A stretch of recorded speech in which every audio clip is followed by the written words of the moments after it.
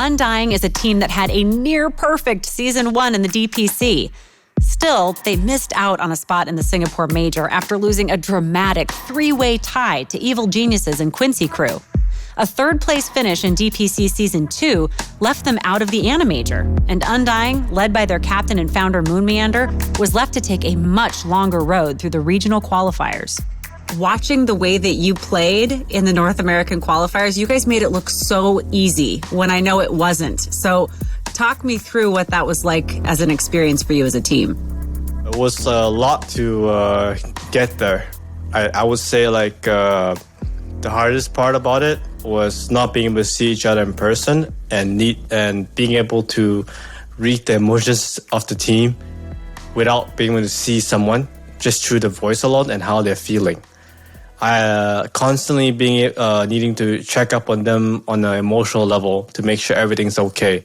You need to see the human to really form the bond. And since we don't see each other, you need to constantly be there in some other way. Wow. So you guys formed at the beginning of the year and still have not been able to play in the same room. Yes. I haven't even seen that yet.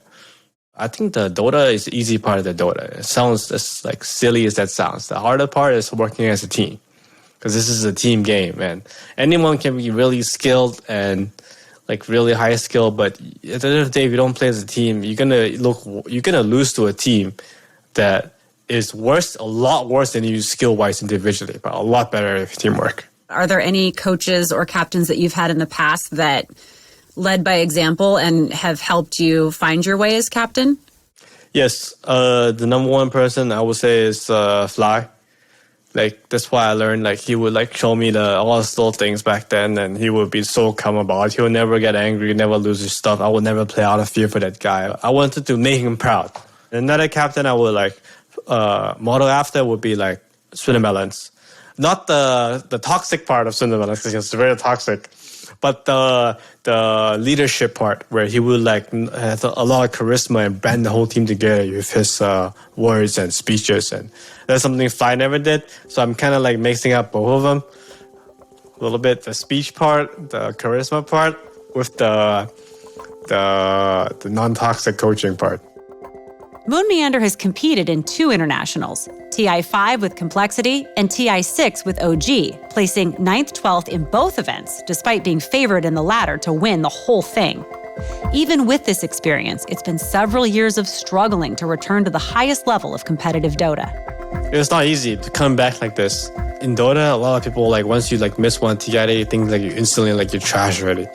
Weehaw, second place TI twice, mid one, multiple major winner. They're just gone off everyone's roadmap now.